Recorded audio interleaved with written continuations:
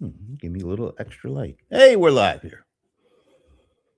Just a scoosh past noon here on the Eastern. It's Friday. I believe it's August 14th. I'm so glad it's not Friday the 13th or anything like that. Not that I'd mind, but people out there, maybe people on this show, who knows? This show, Small Biz Breakdown. Come on, you know what it is. It's Friday afternoon. We have a pretty full set of folks. I'm just looking in the virtual green room. Yeah, okay. Let's bring him out. I don't think he was. Yeah, I think Leland. Were you here last week? Let me see. Leland from Oregon. Were you missing last week, or were you here? I was missing last week. It was a nasty cold. Went through the whole house. You could probably still hear it on me a little bit. It's been a crazy week. But you're looking and sounding like you might be feeling better. Yeah, a bit better. It's fair week too. So we took the kids to the fair, got a little bit of sun, a little bit of heat, well, a lot of bit of heat, and some unhealthy food. Absolutely, I'm all down with the unhealthy food. Were you like corn dogs or like stuff like that, or? Yeah, corn dogs were one of them. Deep fried, French fries and stuff like that. Anything that you could get deep fried. Anything worth deep frying is good for me. All right. Well, we're glad you're feeling better and that you're back. All right. Let's go eastbound. Now, usually this time we would be making our pit stop in Gary, Indiana to visit with the one and only Pierre, who goes by one name because I really don't know how to say his last name. I'm about 50% on it. I think the last time I did, I actually got it right. But anyway, unfortunately, Pierre won't be able to join us. It seems like that part of the country has just been getting slammed day after day, week after week with very tough weather, like torrential downpours, like ridiculous thunderstorms, hurricanes spinning up. No, not tornadoes spinning up every now and again. And I think it really caused a lot of damage pretty close to where he lives. And I think there's some kind of repair going on, and that's one of the reasons why he's not able to join us. So we'll just keep a good thought in mind for Pierre, and hopefully we'll get to see him next week. But you know who is back and is in that musical, mystical, magical place called Medina. It's Madam Mic Drop herself. That's like 5-6 M's in a row. But her name is Ivana Taylor. Hey, Ivana. Hi, everyone. Good to be back. Good to see all your faces. It's good to be seen. And look at that smile. Doing so much smiling because I'm making progress. That's a good thing. Oh, that's really moving forward. It's all about moving forward. It's moving forward. All right. Well, we could move forward. Now, usually we move forward to our nation's capital, but Mr. Smile himself, Shashi Bellamkonda, is not there. I think he's probably somewhere in the world smiling. I think he's smiling on a plane, actually, or smiling in a meeting. We just know that he's smiling wherever he is. But hopefully we'll get to see him next week. But guess who else? He was smiling for a second there. Yeah, it looks like it might be growing. I'm looking at. Yeah, it's a little. Yeah, it's you. Don't stop shaking your head. It's you. It is the one and only Ramon Ray, who is coming from us or to us. Yeah, coming to us. From what he says is the nation's capital of some kind of visitation. Ramon Ray. Brent Leary, Ivana Taylor, Leland McFarland, and of course, the best host we have is coming up. It's good to be here. And it's good to be here. Vacation capital of the world, Brent. Vacation capital of the world. Those who don't know, seriously, vacationcapitalnj.com. It's a website, vacationcapitalnj.com. It's good to be here. You're doing okay right up until you said the next guy coming up is something. I kind of lost track after that. Anyway, it's good to see you. Let's move on. Is Brent going to talk? I'm just reading his private chat. I'm making it unprivate. Is Brent going to talk the entire time to Leland? I mean, it's been a while. He needs to catch up. Brent, you talked 15 minutes with Leland, 15 minutes with Ivana. You bring me up, and it's like, hey, let's move on. We'd be at 12:30 if that were the case, but just thought I'd mention that. Anyway, let's bring on last and certainly, as usual, least He is the cold one. Some call him the bold one. I think I'm the one who popularized Colder Ice Lawson. He called himself that, but nobody really cared till I gave him this really good intro. So here he is wearing the best shirt in the world, John Colder Ice Lawson. Here's a finger for you. At least it's not the other one. Thank you. What's on your hat? You don't usually wear a hat. What's on there? Can't really see that. Jim Beam. Oh, you got some. I went out to take my daughter out for her birthday. We went to a bar and they were giving out Jim Beam stuff. I took it and was like, I actually haven't worn a hat in years. So I put it on and I kind of like it. They were giving out Jim Beam stuff and you grabbed a hat instead of the actual Jim Beam? I'm not really into Jim Beam, but they were giving out drinks too. T-shirts, hats, and drinks. T-shirts, hats. Oh, yeah. Okay. That wasn't the story I was looking for, but okay. What's going on with Ramon here? Is your dream too small? Is like, it? Ramon, is your dream too small, man? I didn't know that would be live. That's stuff I'm doing in 50 minutes, and I'm like, let me test it. I didn't know. He's out here. He's already thinking past this show to his next show. I got a lot going on, guys. Y'all have the thing is, Brent. Even she does her DIY marketers, all the big brands shovel money to her. Leland, little coding, doing his stuff. The brand shovel money to him. John, like, oh, I'll teach you how to spell AI. All the people put him on the stage. I see you, Alibaba and more. John's doing. Brent Leary, we know him, sir. We don't have the full jet. Are you able to go on the SAP and Salesforce and Microsoft and Zoho and all the big companies? Can we fly you in our plane? Me, I got to work hard, people. I don't have jobs like y'all, so that's what I'm doing. You lost me once again when you said John helps people spell AI. That says it all. But yes. We appreciate. John, Brent just took everything I said. I tried to. Brent just twisted the whole thing. John. We appreciate you being here, and look, we appreciate Amber Donald being here. It's really good to see her whenever she shows up. And I think this is a new person. I don't think I've seen this person leaving a comment, but we love to see Michael Hackney. What does MFA stand? Masters of Fine Arts or something like that? Is that it? Thank you for joining us. And what topics will be discussed? That's a great question. All right. Not spell any. All right. Before we get into the great topics for Michael, we got to go over the weekly topic.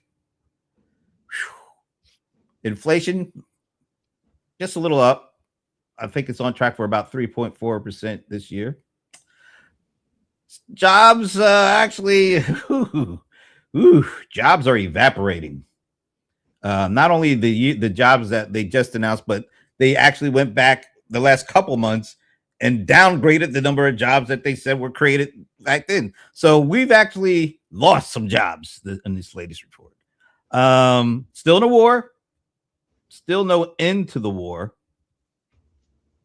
I think that's all I got for the setup. All right, so Ramon. Yes, sir. How are you feeling this week about things? Overall, Brent, always it'll be 2 to 3 levels for me. Personally speaking, going through a little of this, a little of that. I'll leave it there, but that's a personal level. Business-wise, I'm in a season of exploration, a season of really, there's a lot of positivity around me. Many of us know each other and see things. My public face is a little different than private when I pull back the curtain a little bit. But Ramon Ray, the brand, there's some good things and things going. I'm still in the fight. You know what I mean? Which is good. Kind of like the gladiator. They nicked him here and there, but you know how it's going to end. He's got a few hits left.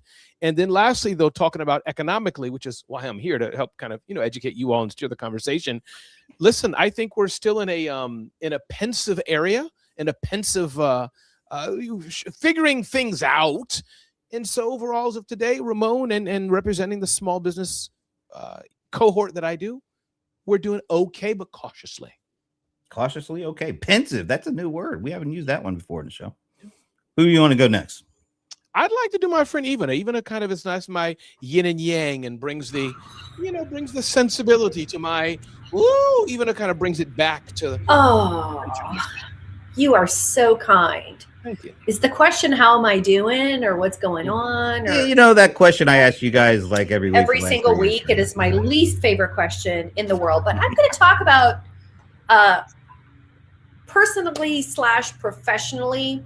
So I've been doing some blah blah blah. I've had a bunch of little conversations, and one conversation I was super excited about that I had this week is from A. Weber. Talk about blast from the past. Yeah, I haven't heard that one in a while. Haven't heard that one in a while because they've kind of been laying low, but they are one of the OGs in the email marketing space. And I've had the chance to like hit their site and see what they're doing. And if you're a small business owner and how I've been feeling, direct marketing, double down on that. And of course, if you're going to do that, email is going to be a great tactic to help you through that. What you need is a tool. They are doing some exciting things. Nimble is doing some super exciting things in the world of email. Another blast from the past, John Ferreira. Yeah. And what's really fascinating about John, and I guess like A. Weber, and I put Zoho in this space as well. I've been going through this sort of shift transformation professionally / personally. And you guys have heard me say, I feel like a disillusioned marketer. And the reason I feel that way is because I feel like we are no longer the customer in so many spaces. And so I'm very, very focused on recommending and building relationship with B2B brands who do put the small business owner at the center, who have centered the small business owner over topic du jour, whether that's like AI as a topic. I'm not saying there's no AI. I'm just saying keeping the small business owners experience and budget in the forefront. And did you know so first there was Constant Contact in 95, then came A. Weber in 1998. I mean, the OG millionaire marketers, who are the experts in marketing, who are selling programs, built their entire brand and platform on A. Weber. And out of those original ones, Constant Contact and A. Weber, and then came Keep, and then came the rest. A. Weber is still owned by the founder, still independent, still doing the thing they do. And I really like that. So that kind of had me feel more optimistic. I don't know what that means. That's just me, right? You ended with optimistic, so I think that's good. I mean, I am not optimistic. I'm not optimistic about the global economy. I'm not optimistic about the dollar. I am not optimistic about a lot of things. And that's why I chose to focus on this today, because you got to find the optimistic needle in the haystack. Oh, now I like that. Find the optimistic AI needle in the haystack. Did she get a mic drop now, Brent? I mean, I saw That a lot. was Is good. that one? That was good. I like that one. You know, Mic drop. Just Very give- simplistic, right to the point. I think it fits. I am. So I'm going to throw it over to Leland. Leland, try to get a mic drop. Brent's going to be very tough on you. He's biased. Go ahead, Leland. Try. I don't want to try to force a mic drop because then it just sounds contrived. Sounds like wanting, needy. Awkward. Yeah, you don't want to be. You never want to try to force it. It's just awkward. I mean, this week has been it's been busy. It's been a blur. Like yesterday, it was crazy. My hosting company just shut down, like everything shut down, because their AC system shut down. And so they're like, well, we can't have all the servers running when there's no AC, or else all the parts are going to go melting. And so basically Small Business Trends all day yesterday was just not accessible. And it's just, When was the last time that happened? Just out of curiosity. I mean, there was one time, it was a couple of years ago, that we got hacked and the guy like just nuked the site. I had a backup. Well, actually, he didn't do it very well. He just did the delete command and it just like moved the files to a deleted folder, and I was able to just thrown back, but it was only for like a couple of hours, and got him out and all that. But it was, I've never had it gone for like an entire day. I've been able to fix things, but it's just just trying to deal. And I had to tell myself, I can't do anything. There is nothing I can do right now. So I just had to kind of sit back and accept it, and then follow everything and be like, why isn't it up? You're saying that dedicated servers, I got a dedicated server. Why, they're saying that it's up. Why isn't mine up? And just try to put a little pressure on them, but not a lot of pressure. But just crazy week. It's gone by a blur. When it comes to like the state of the world, I look at it and I go, are markets crashing? From what I saw, like throughout the week, the different markets were hitting all-time highs, I think. Are we hitting recessions? No. I'm not. I'm kind of where Ramon is at. I was like, yeah, there are things going on in the world. Yes, statistics have come out, maybe not the best, but it's not like our Armageddon level. So I'm where Ramon is, where it's just like, yeah, stuff's going on. I'm going to keep one eye open, keep an eye on the situation, but I'm not going to let it make me lose sleep. I'm not going to worry too much about it. And I think that small business owners shouldn't. They should just head down, focus on their small business, maybe go into adjacent markets to kind of expand themselves a little bit to kind of give themselves some coverage. And if anything does happen, be in the best position that you can be in order to be able to ride out anything that comes your way. Wow, that was really good. But would you kind of describe it as you're pensive too? I don't know if I'd go as far as pensive. I think that's just just a syllable too far. I have my pensive moments, so I just thought I'd put it in there. Anyway, that leaves the one and only man with the beautiful shirt, John Cold Rice Lawson. Well, I hate to piss on the parade. Do you really? No. Really? I didn't think so. No, because I mean, since I was last called, it gave me plenty of time to do research. Really? Okay. John, that's not fair. John, that is consumer not. sentiment has dropped by 8% in August. It's not fair, John. Yeah, we're only halfway through. Yeah, and killing 2 months of recovery. 2 months? Yes. Really? Wait a minute. We're trending the right way, and then August is just we're just slightly trending 2%, 1%, and all the way back. Now here's the one that was good. Gas is $4.08 a gallon. How is that good? Up from $3.85 a month. Last month. I mean, $3.85 a gallon last month. Doesn't sound good. That doesn't sound. Oh, I thought that was winning. Sorry.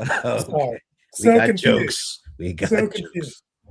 But I mean, it's just, here's my thing. My thing is we're already going into a very contentious fourth quarter when you talk about having to deal with election cycles, and then having this kind of news jumping on top of that.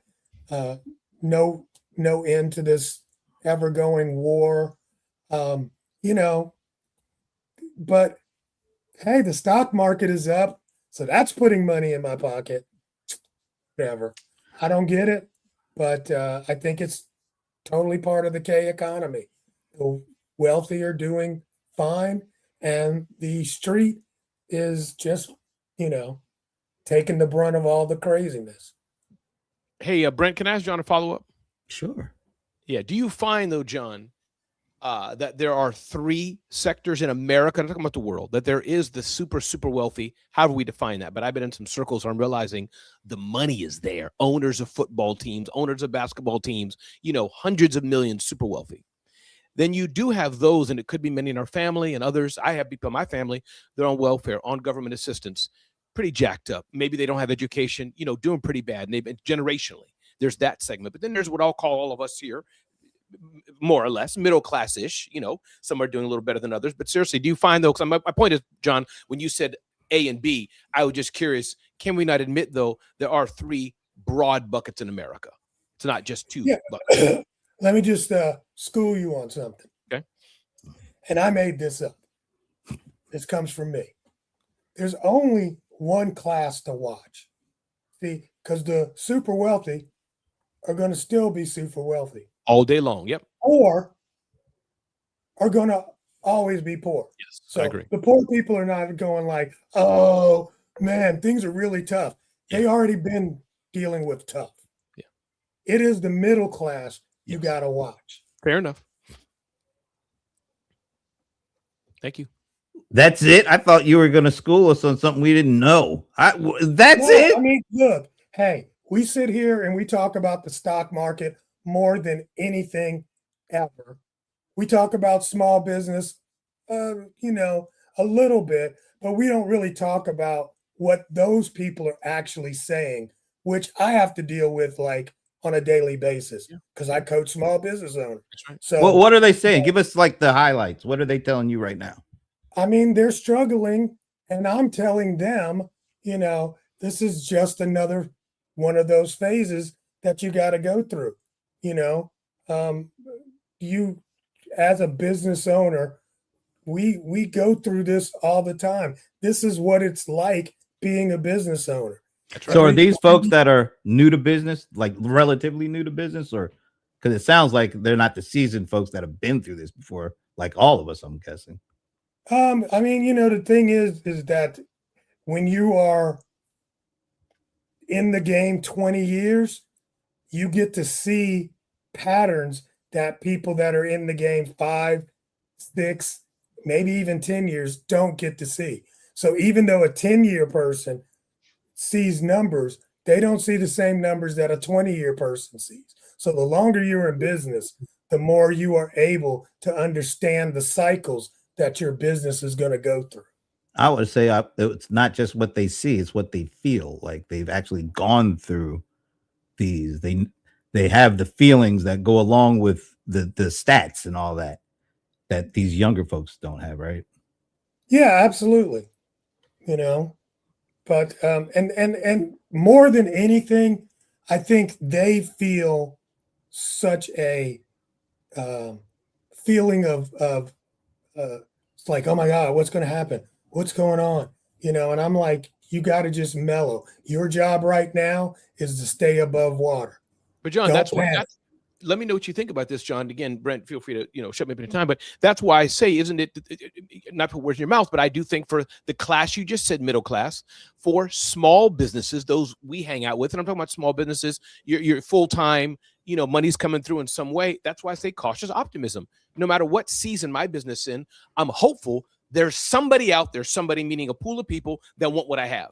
My job is to find them and sell it. That is the cautious optimism, no matter the stock and all that stuff. And listen, it's really bad, of course, but no matter that, there's always somebody out there, maybe a little harder, who's thirsty and wants my lemonade. It may not be lines, but if I can go around, there's some people out there metaphorically. So that's why cautious optimism for me, and yes, the small business, hurting or not, struggling or not, man, there's people out there who need their lawn mowed. There's somebody out there whose dog just broke the door and needs you to fix that door. And part 2 of the game is money never dries up. It just moves. That's right. It's a you game. Got to be where the puck is going. That's right. I like this. This has been one of the more interesting weekly rounds to that question, because it felt like it was going to go one way, then it kind of went the other, then it ended up somewhere between. I like that though. I really do like that, but I really like the shirt he's wearing the most out of all this thing. And you know what? Can we just cut to the chase, Brett? This is an inside joke for our audience.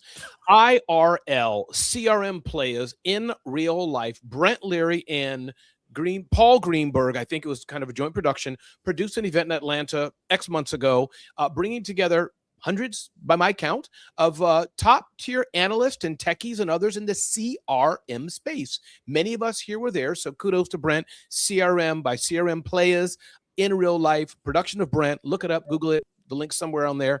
And kudos. He has a whole podcast ecosystem. Shashi and others of those of our hosts, or whatever you call us, actors, stars, talent in this show. Shashi and others do a show.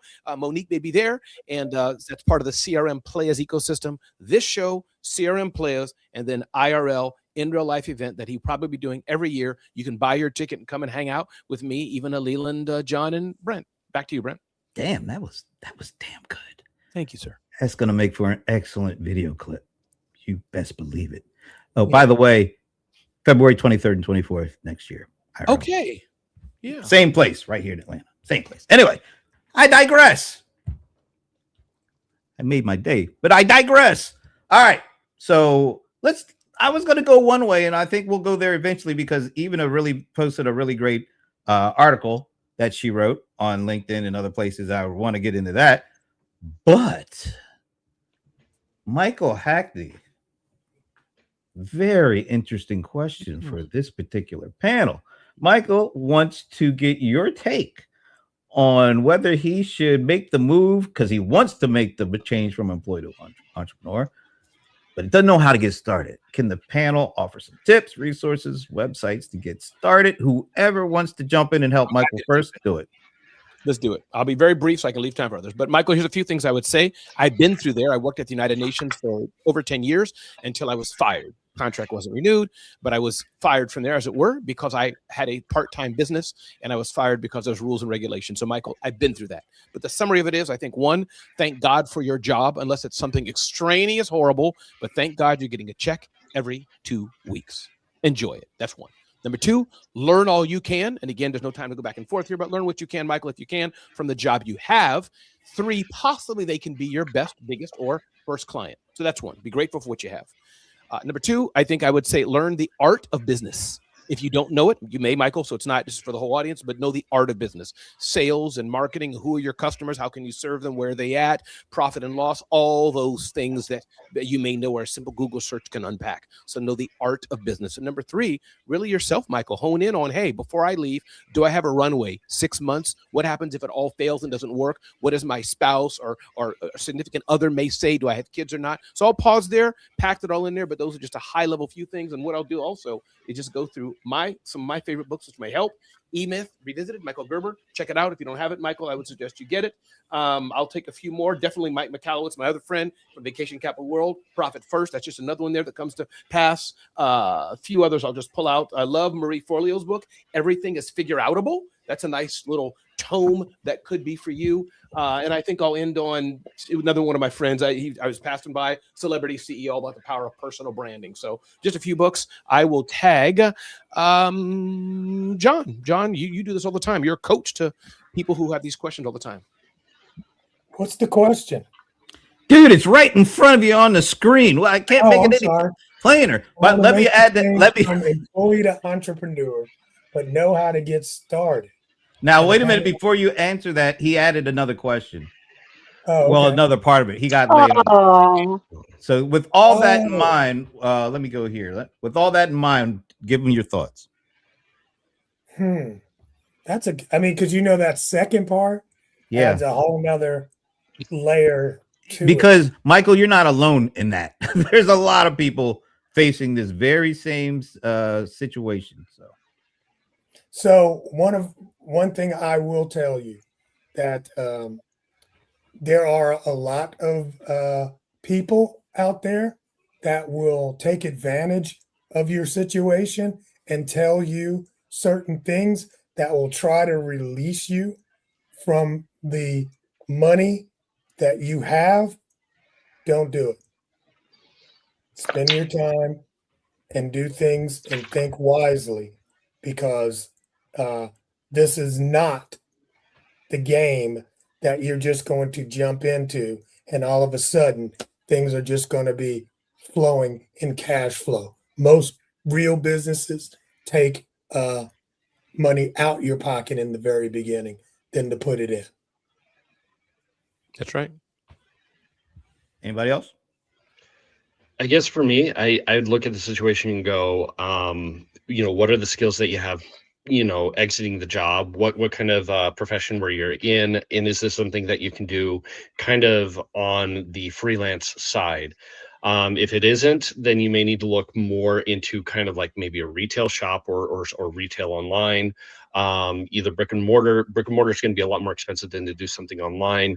But you may want to look at, maybe something that you can sell to be able to start a business in that. And with that, I would go more towards like, what are your hobbies? What are you like?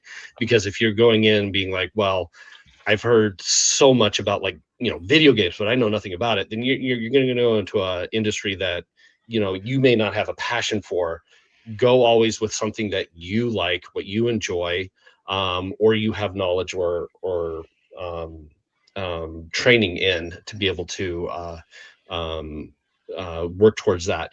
If you're going to go the freelance route, then start building your profile on like freelance.com, all of those sites where you can kind of put yourself up there and start building your reputation. Maybe take a smaller commission at first to be able to build up your reputation, some reviews, and then increase that amount of money as you've gotten experience.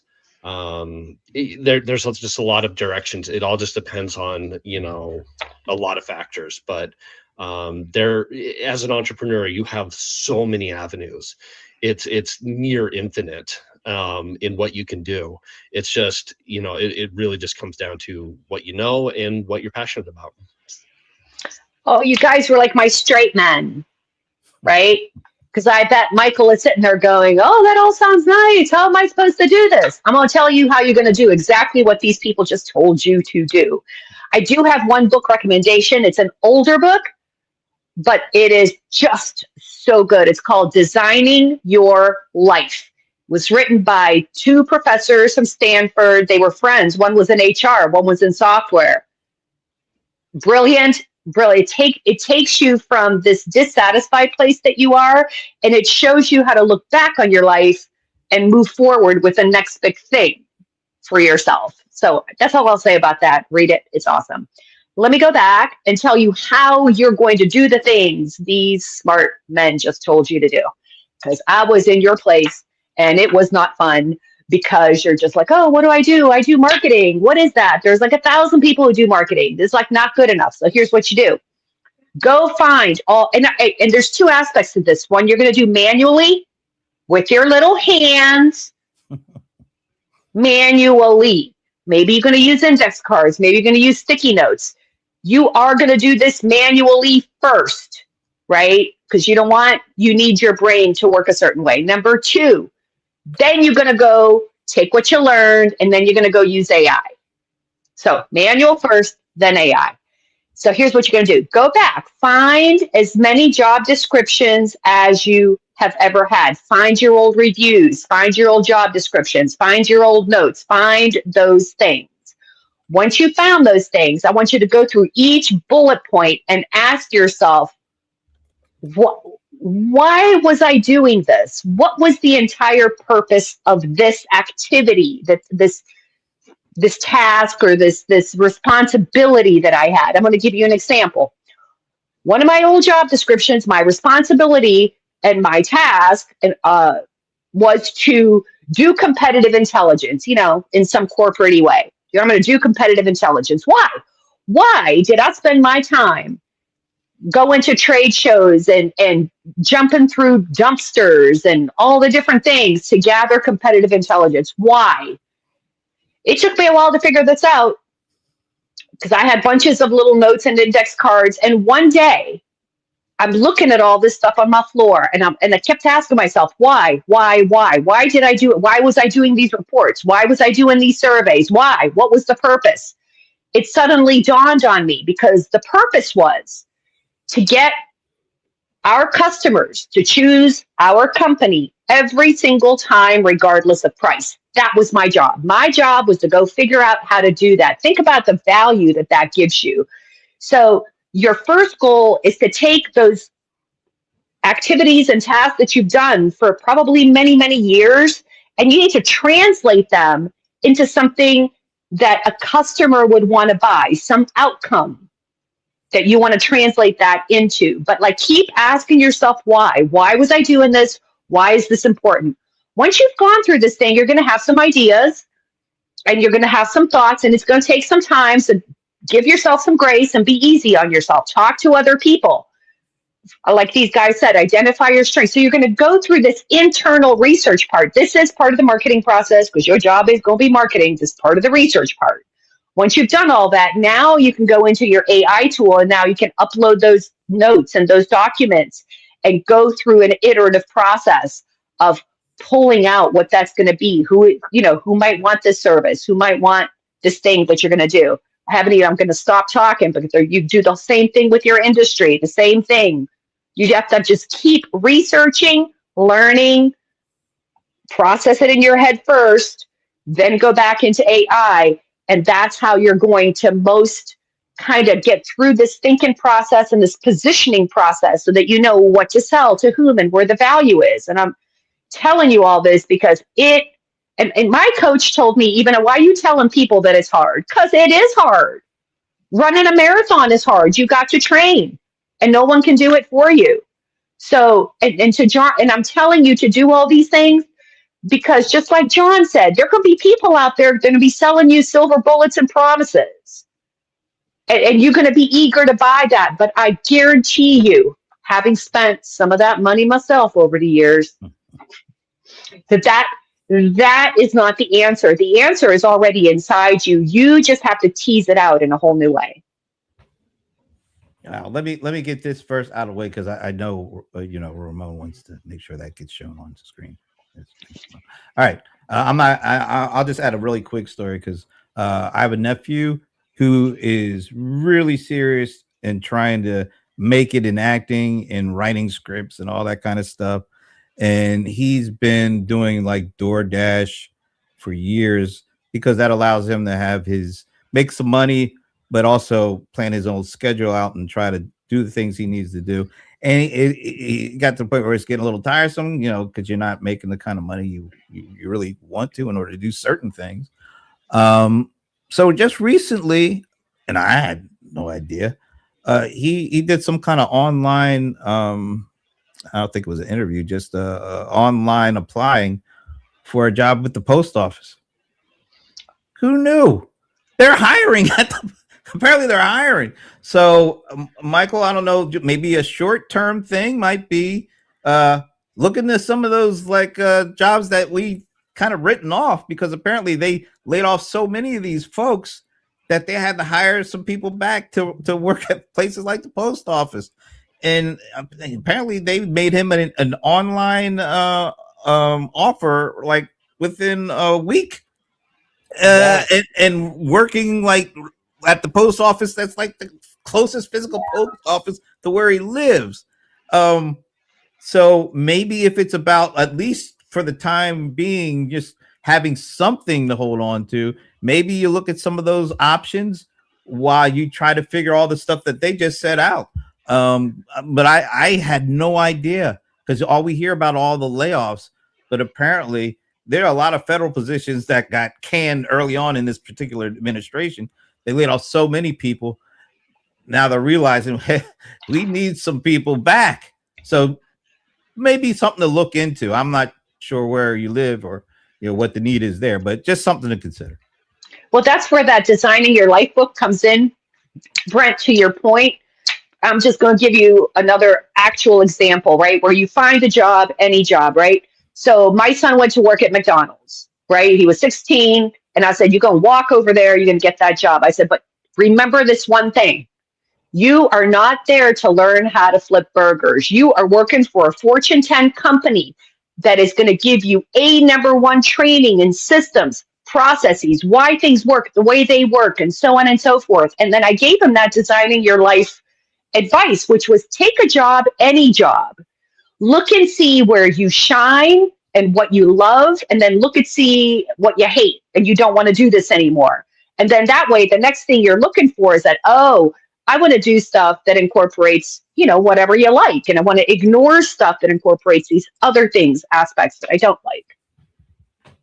All right. Lots of great advice, Michael. I hope something helps. The book recommendations, just the kind of thoughts and the experiences that these folks have, maybe they'll help you.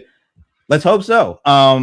But thanks for joining us. And still, we're not done with the show. let's do a quick round around one of our favorite folks, Amber, because she had a question too. I have a question about using automation tools from other countries. How are Americans users affected? Should we know the politics behind the AI companies? And then she threw in another one. What's going on with Manus? Is that the one that got bought by Meta a while back? And then got reversed. They did a reversal on them already? China was like, no, you don't. Oh, so the government didn't allow it. Okay, gotcha. Blocked it. Anybody have any answers for Amber? I mean, I don't know. I use automation tools from different countries. Like heck, Zoho's from India. I use that all the time, and it's like awesome. I've used automation tools. I've used software from different countries. I will say this. My advice is with this stuff is don't choose a tool if you don't know exactly what you want it to do and how you want it to do it. Don't be falling for their, like, we do everything, right? I like tools that stay true to their core, more or less. Like I was talking about Aweber. Aweber's an email marketing tool. Their focus is email marketing.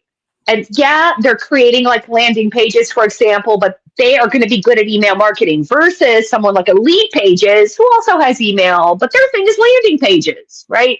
So think about exactly what you need and how well this tool does it. I don't know if that answers your question. John, I don't know if it does. Anybody? I don't know what it does, but you're bringing up so many companies I haven't thought of in years. Lead Pages, Aweber, Constant Contact. It's like AI has completely displaced that for a lot of people, but they're still around and they're evolving it. That's interesting. And they're evolving. And I think what the lesson I learned this week was I said, I was embarrassed. I was in a conversation. These people called me to do something. And I'm like, oh my God, what prompted you to call me? I'd like been a customer in like 20 years. And I went back to their website and I was, holy Toledo, this is some good stuff. Right. And they're in Philadelphia. Wow. So, and they are, I don't know. And that's another thing, Amber. Look, I don't know how you are, my woman, but I am on this kick of really supporting companies who support small business. I get really peeved when they mess around with features and pricing just for their bottom line and not necessarily anything that makes sense for my business and my workflow. Anybody else got anything to add? So go ahead. No. All right. So I'm kind of wondering, based off of her question, if she's kind of wondering about, like, you have these new AI models coming out of China, Quen, that could be a significant disruption to like the American AI companies. Already doing that, right?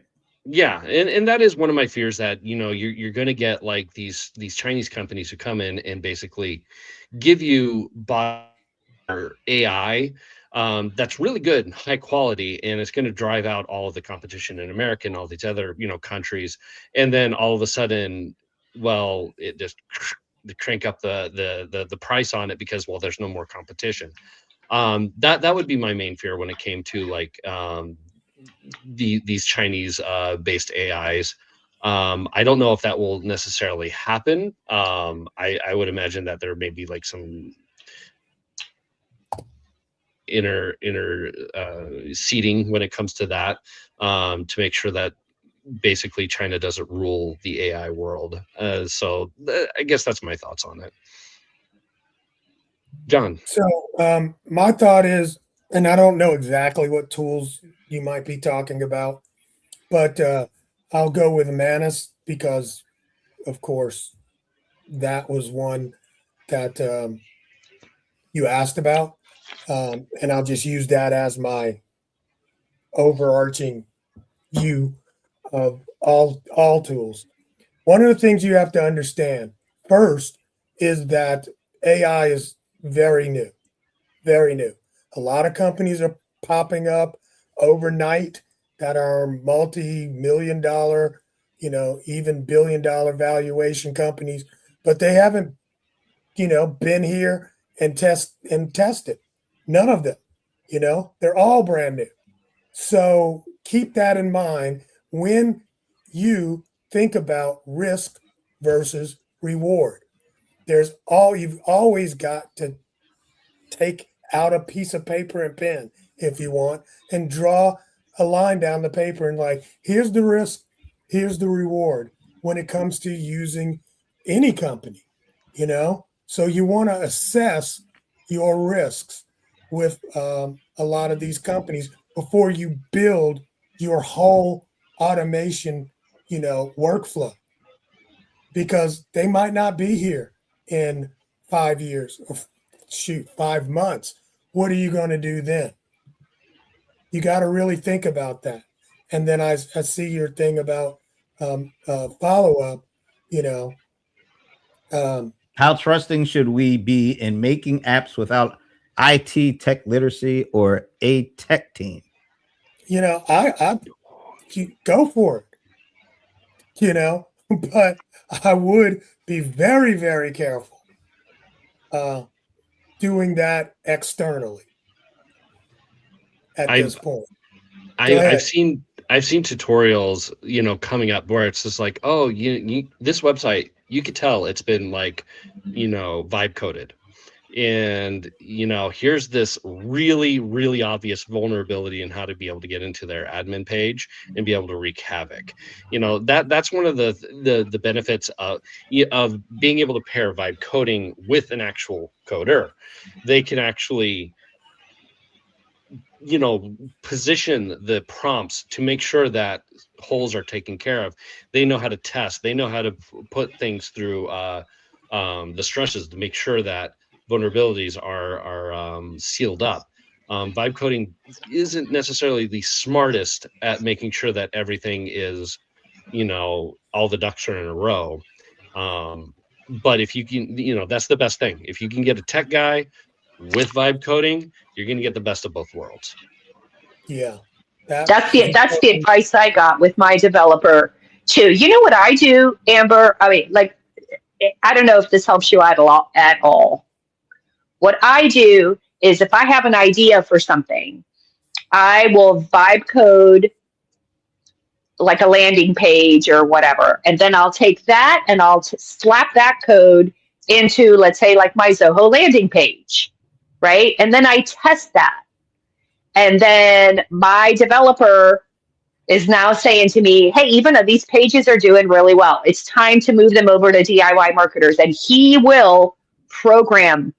He will take the look and feel and do what needs to be done and make that safe. Yeah. And that was totally where I was, in that same area. I mean, if you just look at what happened very recently, with OpenAI's tool breaking out. Well, part of the breakout process was it found a vulnerability that the developers didn't even know existed from when it was coded many years ago, right? That's how fast these or how smart these tools are getting at finding holes. And a lot of, people are selling, hey, you can vibe code and make big bucks selling these apps to other people. Well, that's very dangerous when you start selling something to other people that you don't know the vulnerability of, because you leave yourself open to actually being sued. So you want to make sure that you take whatever you're building maybe and put it through some of the tests and get a actual person like Leland to go look at it, because they know what they're doing. I got a question for you guys that's along these lines. So I've been watching, I track some web design, web developers, SEO agency type folks and whatever. There's there's two conversations. There are the folks that are like, I'm staying in WordPress. And then there are the folks that are like, we think we might dump WordPress. And and then I talk to my developer who is using AI, is using lots of stuff. But to your point, John, he's got it like nailed down, locked down. It's like special, right? It's special. And he's still doing it in WordPress. my question to you guys, maybe Leland, maybe John, like I asked him about Lovable, for example, because that's a popular platform. And he's like, oh no, because like it doesn't give you certain flexibility. It doesn't give you enough security, blah, you know, he went on this, he had a list. What are your guys' thoughts on this? You know, something other than WordPress, some AI thing versus traditional WordPress today? I For would what? still. What are you going to do with your WordPress? You looking I'm for? not doing anything. I'm not looking for anything. I'm hearing this debate, and I'm not technical enough to know. My developer said my whole thing's on WordPress. My developer is like, yeah, saying WordPress, blah blah blah. So I'm like, okay, I have a content site, so WordPress is still relevant. But my question is for your basic small business owner, whether you're a consultant, maybe you're a landscaper, whatever. What do you guys think? Okay, if you're gonna go bare bones, here's my information, then yeah, spin up like a quick thing at Square or Wix or whatever, to be able to get like a easy like drag and drop, something you can do, and you don't care how it looks, whatever. Just do a drag and drop maneuver. If you want something a little bit more complex, then yeah, go with WordPress. I wouldn't have AI make up anything within WordPress, just because. Or versus WordPress, I should say, because when you have WordPress, you have the backing of thousands upon thousands of people looking for vulnerabilities, looking for inefficiencies, and they are probably using AI, and they're using AI in the correct manner that we've talked about to be able to make it better and better and better. Versus just you in Claude Code or Codex with ChatGPT, you're not going to get nearly the quality. And on top of that, you're going to get all of these other options too. You got shopping cart with shopping cart options, or you got content management. You got all sorts of plugins that have been created over the years.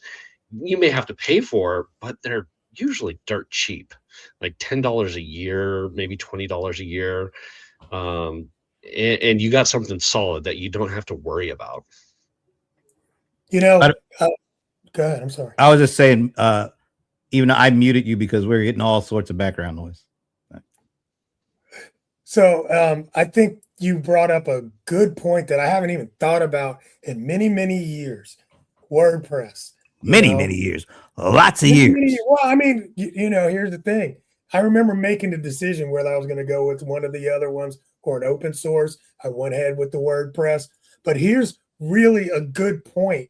It's that, how often, and you can use your hands, Ivana, how often in a 6-month period do you have to push the update button in WordPress? Oh, yeah, take yourself. I'm not allowed to press the update button until my developer tells me it's okay. But I could do it like 3 times a day. Right. Exactly. So here's just think about this, guys.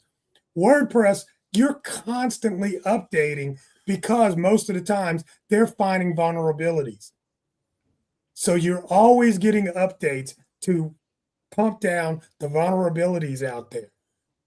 If you're building these apps, I'm telling you, there are going to be, once you get a whole lot of people on it, then there are going to be, as long as you're just, brand new and fresh and nobody's really knowing who you are, there's not going to be vulnerabilities, or people are not going to be looking for them. But as soon as you get to where you are actually making that money and a lot of people are on your system, there are going to be people out there that are going to try to jailbreak your system, and you need to have a team for that. I will say probably multiple times a week, maybe even multiple times a day, Small Business Trends gets scanned, and I can look in the logs and I could go, yep, you're trying to scan for vulnerabilities. You're trying to scan for vulnerabilities because there are, they're going after outdated plugins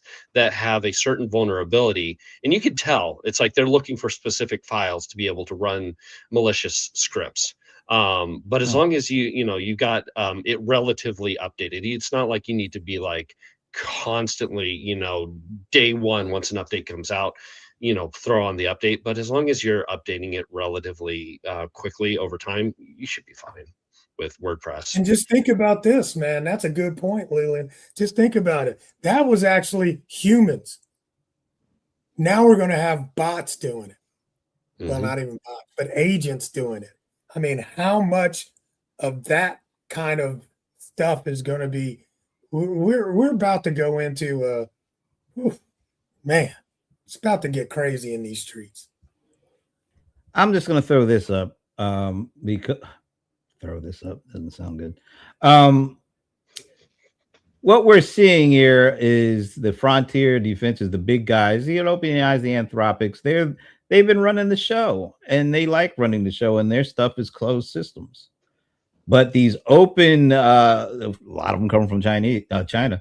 These open LLMs using open source are really starting to flood the market.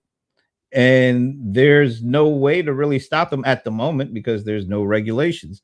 And that's why you're seeing a company like Anthropic trying to put the brakes on, at least slow it down, although they're not saying they are slowing it down because it's open and it's going to put a chink in their business. That's exactly what's happening. And so you're seeing a lot of the power in this AI fight start to leave these open AIs and the Anthropics, moving more towards companies that are working with the open platforms. And it's not just the Chinese LLM makers. The power is actually going into the platform because all the stuff that they just talked about, it's going to be built into these big platforms where all these language models run.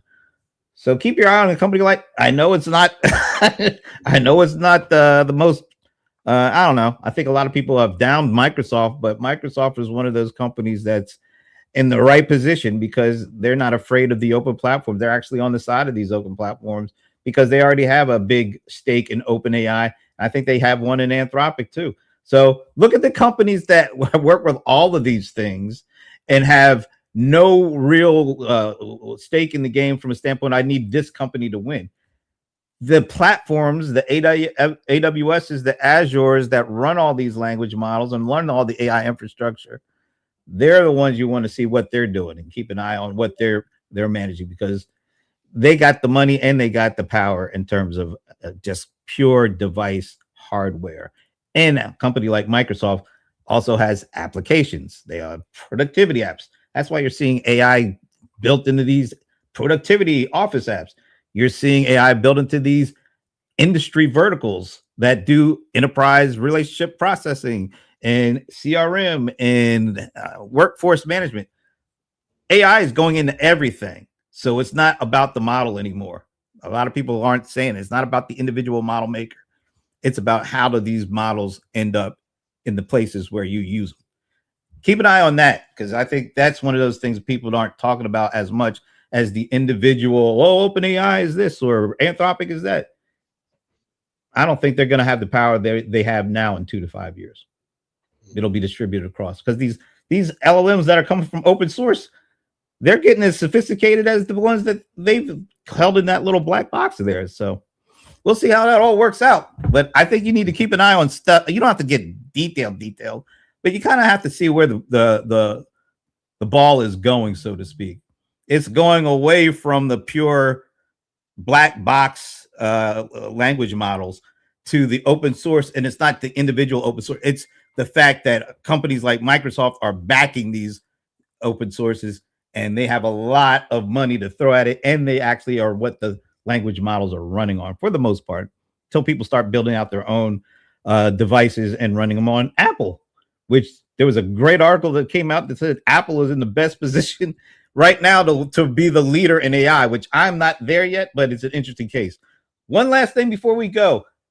I've been trying to get to this all hour, but even really did post a very interesting article around AI and its role in content and AI slop and all. I know we don't have a lot of time, but even can you just kind of talk us through the high level and what you were pointing out? Yeah, so of course I hit the news this week that Anthropic was going to be putting this digital invisible watermark in all copy that contained AI, right? And everyone's talking about it, and oh, is this a good thing? And oh, is this a bad thing? And I'm seeing comments and videos and all kinds of stuff. And I just asked myself the question. I was like, okay, that isn't the point.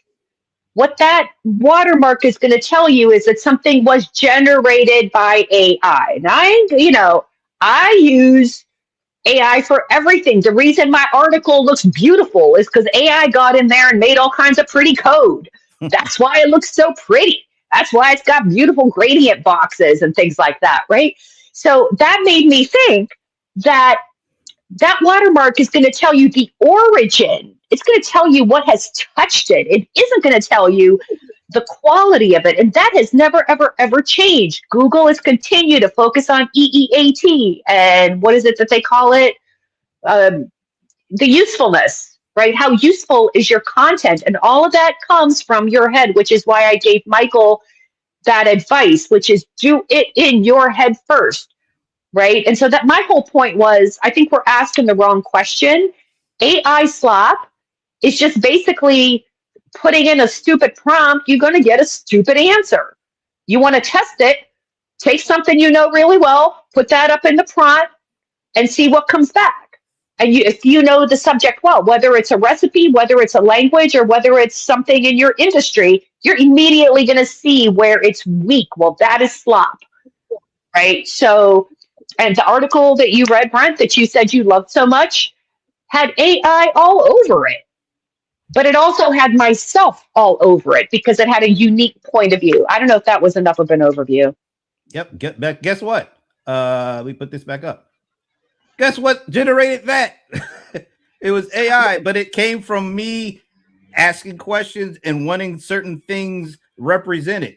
But if it was up to me to make it look like this, hell to the no. I'm all for AI being used, but like Ivana says, the right way, not to create junk, but to create real, concrete concepts, thoughts, innovations. You have to put in the stuff in order for it to come out and look like it, even as report or even that. And I think that's what's getting lost. I don't care about AI slop. I care about slop.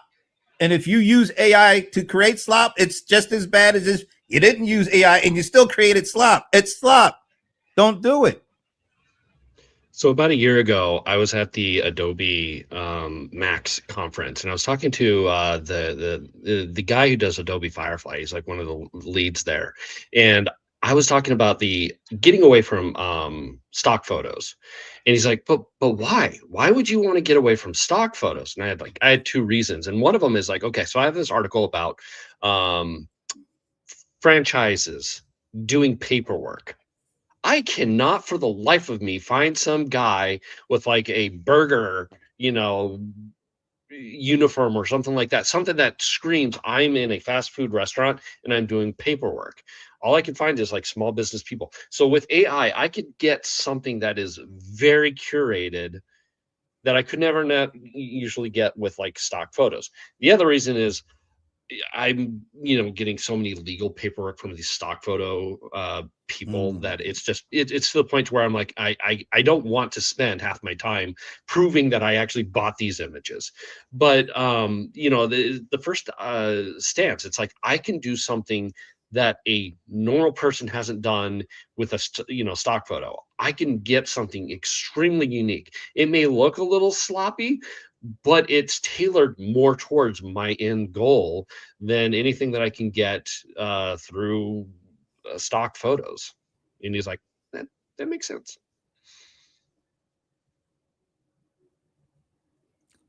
Nothing from the bold one or the cold one. Hey, look, I'll just add this while you're smiling for some reason. AI slop can look really great. I'm not saying it's about the look. It could be, but it doesn't have to be. It could look fabulous, and it could be a bunch of nonsense, a bunch of lies. So it's not just about the way it looks. It's really about the whole of the content. If it looks good and it makes sense and it is logical and it represents something that is real, using AI is great for it. But don't expect just to use AI, in some little slapdash way and expect it to output something that is not considered to be slop by probably the audience you're looking to get in front of. Just keep that in mind. Well, John, I'm surprised you didn't jump in with this. I was trolling Facebook and I think I ran into something, and I think you did like sort of, what is it, an AI twin, right? And I see a lot of content out there that comes across my videos that literally says like AI generated. You know, it is an AI, a real person's AI avatar talking, okay? Visually, that annoys me. Sometimes the audio of it annoys me sometimes. However, I will overcome all of that if the content is good and unique and provides real value. And I think, what is it? No matter what you do, there's a triangle, right? You can have it good, you can have it fast, or you can have, I forget what the other one, cheap. Good, fast, or cheap. You can do any two, but you can't do all of them, right? So I think the same is true in this area. So as a real example, this idea of using an AI avatar or using AI to create video content, it's going to be cheap, right? And it's going to be fast. It's going to be cheap and it's going to be fast, but it may not be good. And if your whole business brand is based on like some kind of quality of relationship or like something really personal and human, then like that makes no sense at all. I mean, look, AI slop, I don't know, this in this conversation gets thrown around a lot, but I mean, AI slop is basically low quality, mass produced digital content. That's what slop is. It's not something that's decent. That's your definition. I have a different definition, but that's okay. Yeah, okay, that's fine. Yeah. All right, but slop is for sloppy. So that's where it comes from. And AI, if it's making sloppy content, that's AI slop. But I mean, you look at any bookshop, you can walk into a bookstore, and I will bet you if you go to the autobiography section, 90% of that is not written by the person that is on the cover. So this idea of something else writing for something else is not a new idea. We've been having that for years, for decades, millennial. And that the difference is we've got AI that can actually do it better than most humans. So get used to it. It's not going anywhere, and it's going to take over. And if you've never been on YouTube or, I'm not going to say YouTube as much as the other social channels like TikTok, I'm betting you right now, 70 to 80% of that is generated by AI. Yeah, once again, I'll just add my little difference. People don't care. I don't care. But look, I'm just saying what mine is. All right. I'm not worried about everybody. I'm not talking to you. Yeah, you are. You are. No, I'm not. You said it right to me, right to my face, with my shirt on your body. You say that. No, I'm just saying. I'm talking to you. I know. I'm just saying this though. Yeah, I think the kind of the most understandable, high level definition of slop is exactly what you're saying. But my I think I've edited or updated my definition, because if I look at something on YouTube of like something happens and people start to talk about or make videos about it, the first couple are pretty good. By the millionth one, it's slop to me. I don't want to see it. I don't care. I liked it when it was there. I don't like it when you're still talking about it here. I include that as my definition of slop, because all it does is make me have to wade through more junk. That's all I was going to add. That's it. If it looks sloppy, yeah, okay, yeah, it's sloppy. But if it looks good, but you're 2 millionth person that talked about the damn thing, stop. We already get it. That's all I'm saying. That's my. All right, we went way over time, but it was really interesting. We had some good participation from our folks in the comments section. We definitely appreciate that. Michael, I hope you're able to take some of the advice that the folks left you here, and hopefully it'll help you. Good luck with everything. And of course, we always love to see Amber in the comments section. So thank you, Amber, for being here. Any last thoughts before we head out? We're all out of thoughts, folks. You drained us dry. We will see you next Friday. Yeah, have a great weekend. We'll see you next Friday. See you.